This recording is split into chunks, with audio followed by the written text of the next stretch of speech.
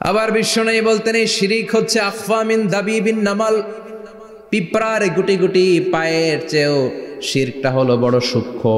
পিঁপড়া যেমনি গুটি গুটি পায়ে মিষ্টির দোকানে ঢুকে যায়, যে মিষ্টি নষ্ট করে, শিরক তেমনি তোমার ভেতরে ঢুকে তোমার ঈমানকে নষ্ট করে দেয়। আখফা মিন দাবিবিন নামাল। আপনি পাহাড় পরিমাণ গুনাহ নিয়ে, হাদিসে কুদসিতে এসেছে, সাগরের ফেনা পরিমাণ পাপ নিয়ে আল্লাহর কাছে হাজির হয়েছেন, আল্লাহ আমি পাপী।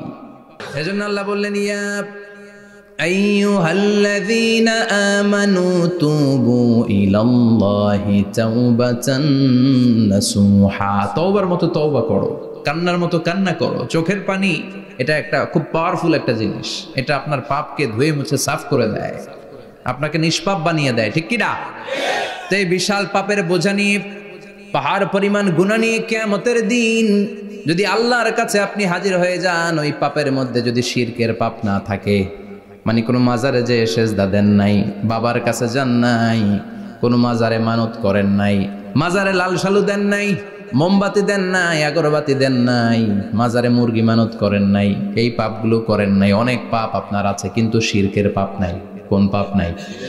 আল্লাহ বললেন হাজার কোটি পাপ নিয়ে, পাপের বোঝা নিয়ে, পাহাড় পরিমাণ অন্যায় নিয়ে, গুনাহ নিয়ে যদি আমার সামনে আসো, আর এই গুনার মধ্যে যদি শিরকের কোনো গুনাহ না থাকে, তাহলে আমি আল্লাহ পাহাড় পরিমাণ দয়ার ক্ষমা নিয়ে তোমার কাছে হাজির হয়ে যাব।